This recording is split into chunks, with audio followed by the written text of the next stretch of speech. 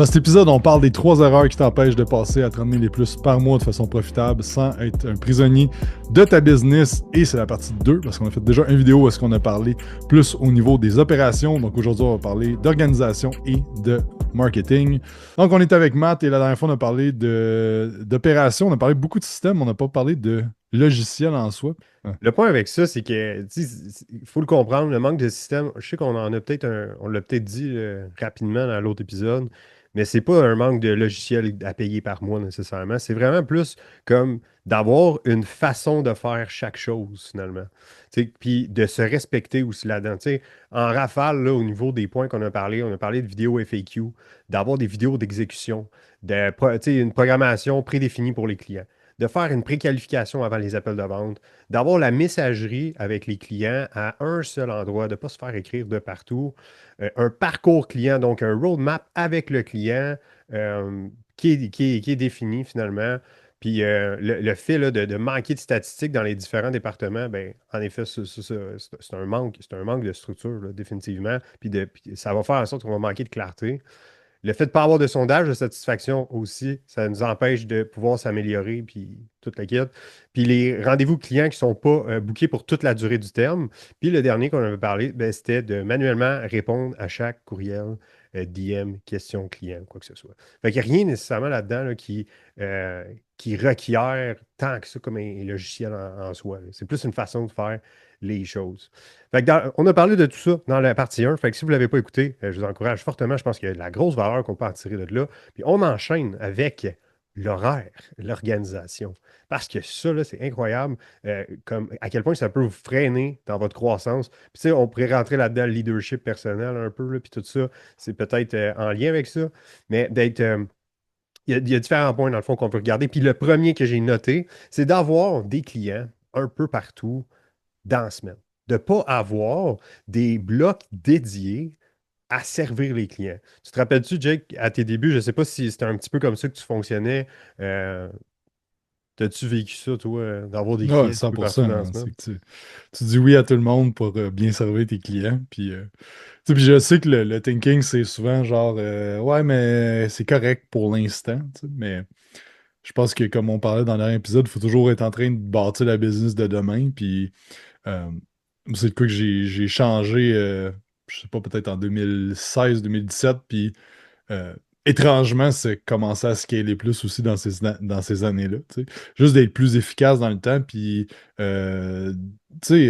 n'importe quel professionnel que tu dis, hey, je peux-tu avoir mercredi 5 heures, ben, il va te dire, non, moi, je travaille pas telle journée. Moi, j'ai telle place horaire. Fait que je pense que comme, il y a bien des entraîneurs qui pile sur eux ce qu'ils ont dans leur horaire pour mettre des clients. Puis ça fait en sorte que ben, les affaires avancent pas, puis aussi ben, tu te respectes pas là-dedans, puis tu respectes pas ton temps, ton énergie, parce que euh, tu sais, ce qui arrive aussi, c'est qu'il y a des moments dans la journée où est-ce qu'on est plus créatif, il y a des moments où est-ce que, on a moins d'énergie, plus d'énergie, puis on peut ajuster aussi notre horaire en fonction de ça. Fait que je pense que c'est vous de décider quand est-ce que vous voulez voir les clients. Puis les clients vont s'adapter à ça aussi, là, tu sais. J'ai jamais eu à travers les années un client qui a voulu annuler ou qui a dit qu'il y avait un mauvais service parce que moi je prenais des clients juste une journée par semaine à un certain moment donné. C'était ça, tu sais. Puis le monde s'adaptait. Puis je me souviens quand tu étais client avec moi, Matt, tu venais sur l'heure du dîner ou quelque chose de même. Je pense que tu prenais congé à ta job pour venir parce que je pense que dans ce temps-là, je faisais juste des clients le mercredi. Puis that's it, that's it. C'était ça qui était ça. Hey, j'ai une stat que j'ai sortie vite, vite à l'aide de l'intelligence artificielle qui dit que le multitâche, là, le multitasking, là, le task switching, ça tue la productivité d'environ 40%. Ça, c'est une stat qui perdure avec le temps depuis plus de 20 ans là, que c'est dit, puis que, dans le fond, le 40% ne signifie pas que tu travailles 40% moins vite sur une tâche unique, mais que l'ensemble de ton output sur la journée ou sur plusieurs tâches diminue d'environ 40% à cause des coûts cumulés. Fait que c'est fou, là, pareil, là, tu sais, comme quand finis ta semaine ou quoi que ce soit, mettons tu sais, d'avoir des clients un peu partout dans la semaine, ça fait en sorte que, tu sais, en tant qu'entrepreneur, tu as beaucoup de chapeaux, hein. T'as beaucoup de, comme tu disais un petit peu, t'as des moments où tu dois être créatif, il y a des moments que tu dois être plus dans ton mode, OK, je goal des clients, je suis vraiment dans mon rôle de coach. Après ça, peut-être back-end, là, tu sais, style, OK, je gonne des plans. Tu sais, comme, il y a plusieurs affaires, mais puis pour vrai, là, puis clairement, je peux pas croire que vous ne vous reconnaissez pas là-dedans, mais tu sais, de faire exemple, OK, j'ai un client, puis entre mes deux clients, là, je vais faire quatre plans. Puis après ça, ben, j'ai telle affaire, puis ah oui, je vais faire mon post. Ah oui, je vais faire. Tu sais, puis guess what, là, qu'est-ce qui arrive trois quarts du temps? C'est que là, tu viens me finir tes deux clients, tu arrives à faire des plans, tu as faim, là, tu veux manger, là, tu arrives pour manger, tu viens de finir de manger, là, ah, j'ai pas assez de temps là, avant mon autre client. Fait que là, ça prend un peu le bord. Tu finis par faire ça le soir à 9-10 heures le soir, ça te prend, mettons, 1 heure et demie, quand que finalement, si tu avais respecté ton prime time, tes affaires, ça t'aurait peut-être pris 5 minutes finalement, là, tu sais, ou quelque chose de même si tu avais mieux géré ton énergie. Parce que ça, c'est bien beau, hein, un horaire avec des blocs, puis tu dis, gars, je fais ça là, ça à telle heure. Puis là, à la fin, ça fait, hey, je vais tout avoir fait au bout de la journée. Oui, mais est-ce que tu prends en compte ta gestion d'énergie? Parce que, tu sais, nous autres, on a un client, Frank Allard, lui, il me flash en tête parce que c'est quelqu'un qui est très, très productif le soir tard, genre. Comme il fait beaucoup de tâches back-end tard le soir. Puis pourquoi je trouve ça. Parce que c'est quand même, du moins dans ceux que je connais, peut-être, lui, je sais qu'il est comme ça. Puis fait que l'affaire, c'est que lui, quand il travaille sur des projets, puis il y a des affaires plus, ben, il va tout le temps mettre ça le soir, puis ça va bien dans son cas à lui, tu sais. Mais si toi, par exemple, ton prime time, puis quand je dis prime time, ce que ça veut dire, c'est le temps où est-ce que, tu sais, là, t'es dans zone. Tu sais, t'es dans zone, puis comme ça va bien, là, puis tu vas le savoir, tu sais, puis pour certaines personnes, ça va être, bon, gars, je me lève, je déjeune, peut-être, tu vas t'entraîner, puis en revenant du gym, là, c'est comme là, tu tombes dans la zone à partir de peut-être 9 h 10 h, jusqu'à 2 heures, puis tu sais, cette fenêtre-là, ben, pour certains, peut-être qu'elle est vraiment plus grosse, mais on parle d'un genre de 3 heures que tu peux réellement être dans la zone, là, peut-être, là, peut-être plus, là, tu sais, ça se peut, là. Mais il y a un temps dans la journée où est-ce que tu es excessivement productif. Fait que là, tu vas en profiter pour prendre les tâches que ça prend le plus de jus de cerveau possible, dans le meilleur des mondes, on s'entend. Fait qu'à la lumière de ça, tes plans, si ça, c'est quelque chose qui te prend bien du brain juice, ben, fais-les là. Tu sais, si faire des clients, c'est pas nécessairement ça qui te prend gros du brain juice, ben, essaye de ne pas les mettre du moins autant que possible, dans ton prime time, tu sais. Fait que, à ne pas négliger la gestion d'énergie avec l'horaire, puis les tâches, comment est-ce que ça nous prend d'énergie nécessairement.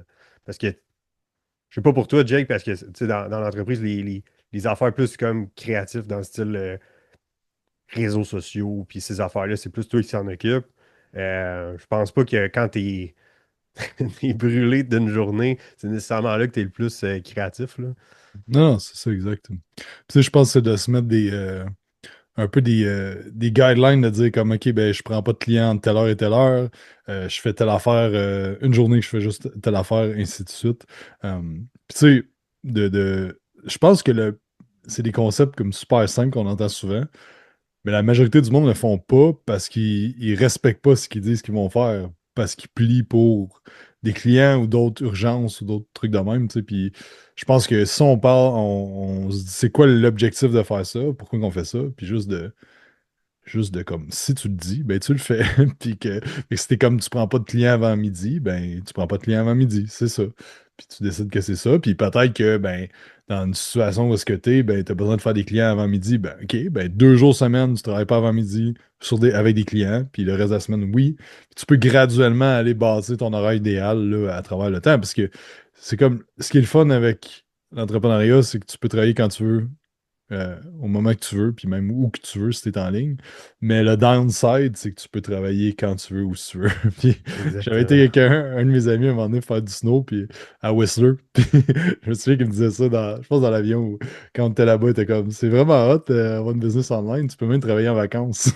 Je trouvais ça bon que c'est vrai que si tu mets pas de limite, tu peux juste travailler n'importe quand tu veux. Puis surtout comme nous autres, on a notre bureau à la maison, ben c'est pas trop loin là, de descendre dans le sous-sol pour Ouais. moi, puis moi, juste aller checker une petite affaire, puis tout. Fait que, tu sais, fait que c'est de se mettre des limites, puis bon, je dis ça, mais après 13 ans, j'ai encore de la misère, mais c'est de vraiment de bâtir une horaire qui va te permettre d'avoir le plus d'énergie possible, comme tu disais, puis d'être plus efficace possible, puis de faire avancer la business.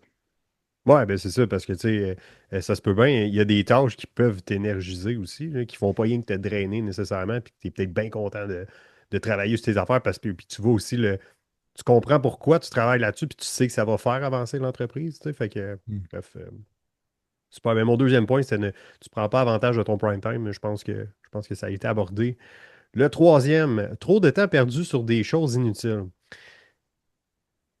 Je sais, Jacob, on a fait une couple de fois l'exercice du time audit à certains clients, personnellement, puis tout ça. Puis c'est quoi qui ressort le plus quand on fait cet exercice-là? Ben, souvent, si vous savez pas c'est quoi un time audit, c'est que tu vas aller noter tout ce que tu fais dans ta semaine, même en fait à la journée près, là, tu sais, aux 15 minutes exactement qu'est-ce que tu fais dans ta semaine. Puis à la fin de la semaine, c'est de regarder où est-ce que tu as passé le plus ton temps. Et, euh, et ce qui ressort, mais c'est souvent des tâches que on passe beaucoup de temps sur des tâches qu'on n'aime pas, des tâches qu'on n'est pas bon, des tâches qui nous drainent. Puis dans le fond, mais après ça, on peut se dire, est-ce qu'on peut automatiser, déléguer ou éliminer tout simplement cette tâche-là? Et puis autant dans ta vie personnelle que professionnelle, puisqu'on en parlait, tu sais, c'était comme, moi, faire mon... aujourd'hui, ben, dans ma semaine, j'ai passé 3 heures à faire du ménage, puis ça me draine, puis ça me fait chier, puis j'étais en crise tout le long quand je fais ça. Ah, ça se peut qu'on peut déléguer ça, là, tu sais. Fait que c'est juste, ça te met en perspective, vraiment, là, comme visuellement, qu'est-ce qui se passe dans ta semaine. Puis j'ai un outil pour ça, fait que je vais le mettre en commentaire là, du vidéo YouTube ou Spotify. Fais juste cliquer là-dessus, tu peux aller le downloader, puis c'est un outil de time audit pour faire une semaine de time audit, puis de voir à la fin de la semaine, là, justement, qu'est-ce qui t'aide, qu'est-ce que tu devrais plus faire, sur quoi tu devrais plus mettre ton temps, et ainsi de suite. Puis l'année passée, ouais, mais ça va faire un an, là. En janvier passé, on a changé beaucoup d'affaires au niveau du modèle d'affaires, puis tout ça. Puis je me souviens que peut-être en mars ou à un moment donné, là, début de l'année passée, j'étais comme frustré parce que je trouvais que les affaires avançaient pas assez vite au niveau acquisition client, au niveau marketing, comme ça bougeait pas. Puis ça avait me joué un peu sur mon identité parce que comme ça a tout le temps été comme une de mes forces, puis là, ça bougeait pas qu'est-ce qu'on essayait, tout ça. Puis j'ai fait l'exercice de time audit dans une semaine. Je me suis rendu compte que je passais, je me souviens plus, là, mais exact, c'était comme 10 heures sur 50-60 qui étaient sur le marketing.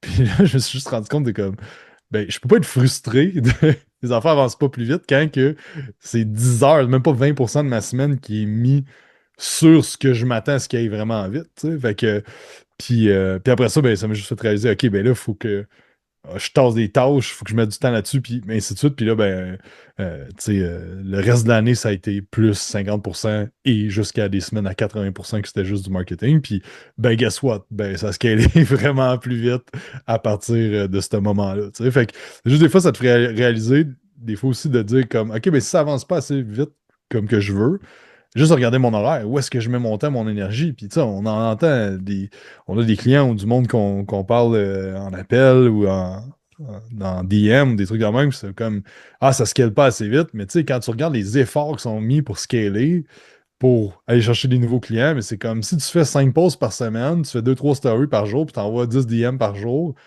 tu es dans le très bas de la moyenne de ce que. T'es dans le très bas d'efforts à faire en 2026 pour vraiment scaler, là, tu sais. Fait que, comme, il y a des clients qu'on a qui postent 3-4 fois par jour. Un client qui nous a dit qu'il a fait 100 000 au mois de janvier qui poste 3 à 5 fois par jour via les réseaux Ouais. sociaux, roule des ads en malade, fait genre 1000 DM par semaine. Et c'est comme le volume d'action, il est là si tu veux vraiment que ça bouge. Puis en 2026, ben, le marché mature de plus en plus et le niveau d'action qui doit être pris doit être vraiment plus gros que là, 5 ans, là, tu sais.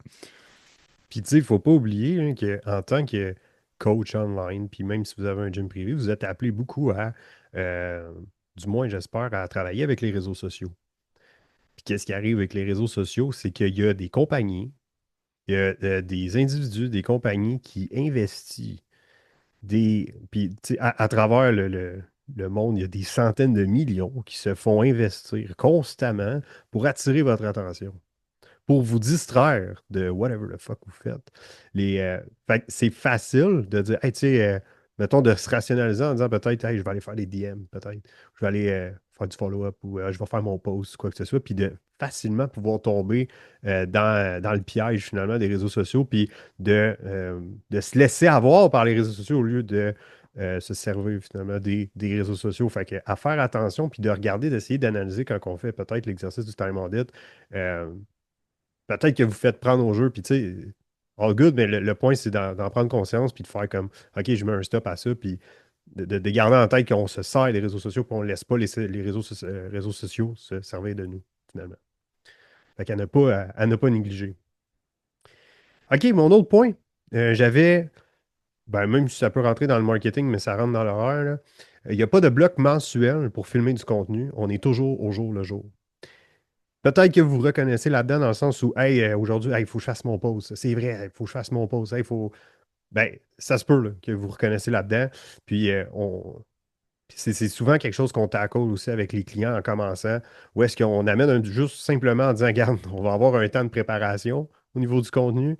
Il y a de la recherche peut-être à faire, préparation, mais quand on dit préparation, c'est d'être premièrement conscient de à qui on s'adresse. On fait du contenu pour exactement ce type de personnes-là. Si vous gérez votre page de réseaux sociaux exactement simplement comme si c'est une page personnelle, ben, tu sais, on est là pour faire de la business à quelque part. Du moins, on s'adresse à des gens qui veulent faire de la business. Fait que d'avoir des éléments de votre vie personnelle, je pense que ça peut être ça peut être une force, mais de trop être là, du moins, c'est pas moi l'expert, là, c'est plus Jake, là, mais je pense pas que c'est la meilleure des affaires.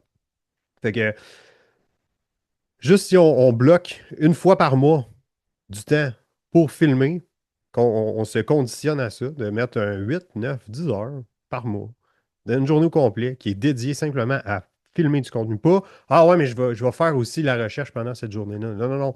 Comme un temps de préparation ainsi qu'un temps pour filmer. Mais tu sais, c'est un peu comme, je pense que l'exemple, il se porte bien ici, là. Euh, je pense que le monde du fitness aime ça faire de la meal prep.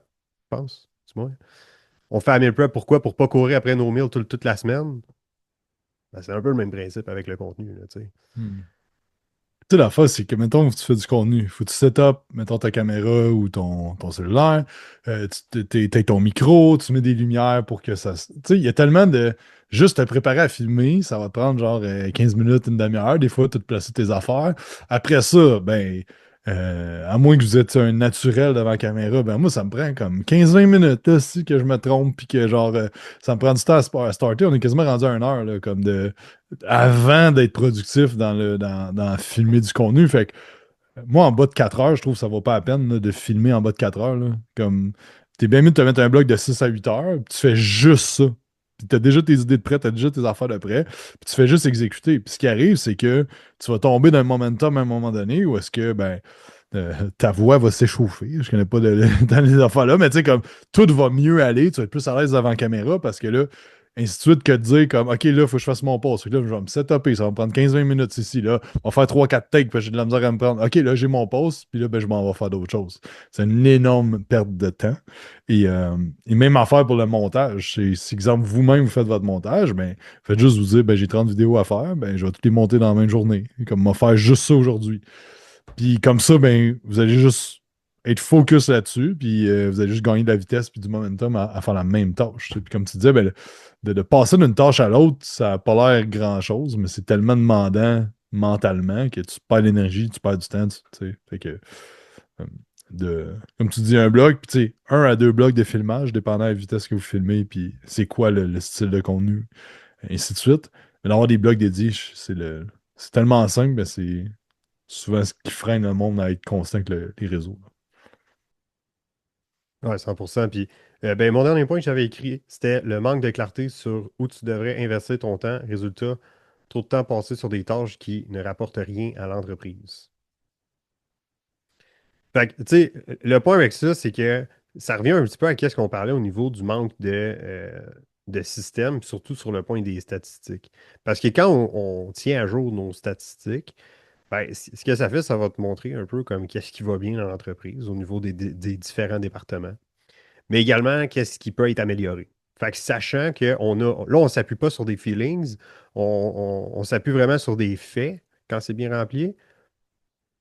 Fait qu'à la lumière de ça, ben, on peut définitivement avoir plus de clarté pour savoir, c'est comme, OK, ben clairement, peut-être que c'est, on va dire, ma vente qui est à travailler. Hey, je vois vraiment que j'ai pas eu beaucoup de conversations. Ben là, clairement que je sais où investir mon temps si justement mon but c'est je suis dans une phase que je veux faire de l'acquisition puis de l'acquisition. Fait que euh, les stats vont vous amener de la clarté. Fait que puis après ça, ben, comme une fois par semaine, en faisant vos statistiques, ça va aussi vous permettre de mieux gérer votre horaire. De sorte, OK, bon, ben, sachant ça, je vais mettre tout de suite du temps cette semaine pour justement, par exemple, faire des DM ou peu importe quoi, peut-être double down là-dessus si on voit que les stats, c'est ça qu'ils vont dire, là, finalement. 100%. Puis je vais rajouter un autre point que je trouve qui est vraiment important pour l'horaire, la productivité de façon générale, c'est d'éliminer les distractions. Puis la plus grande distraction est tout le temps dans nos poches, c'est notre cellulaire.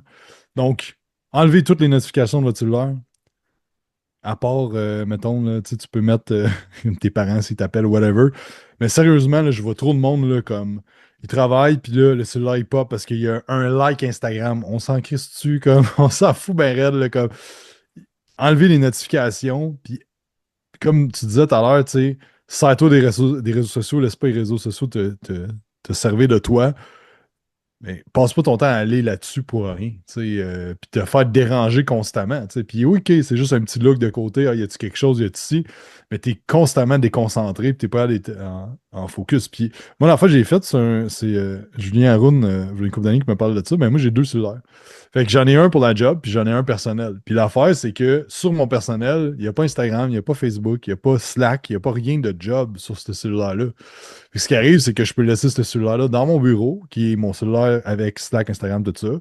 Puis ben, ça m'évite de passer du temps dessus quand que c'est pas les moments que je dois passer du temps dessus. Puis je peux décider ou non de l'apporter. Tu sais. Fait que ça, c'est une autre affaire. Mais surtout, éliminer les notifications. Il n'y a rien de pire pour te déconcentrer. Là.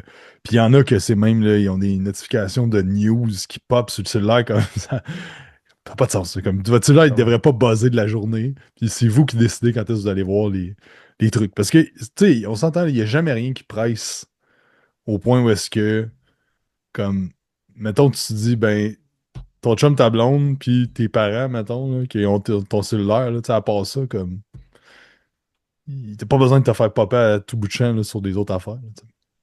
Non, pas en tout. Je me rappelle, tu m'avais dit ça quand ça fait 5 ans déjà de ça. Là.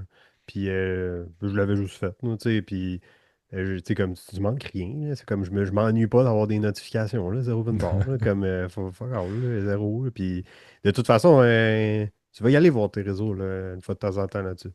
T'as pas besoin d'avoir une notification parce que quoi, tu me dire que ah sinon, si j'ai pas la notification, c'est sûr que ça va prendre 3 jours avant que j'aille voir. Je penserais pas. Je penserais pas. Exact.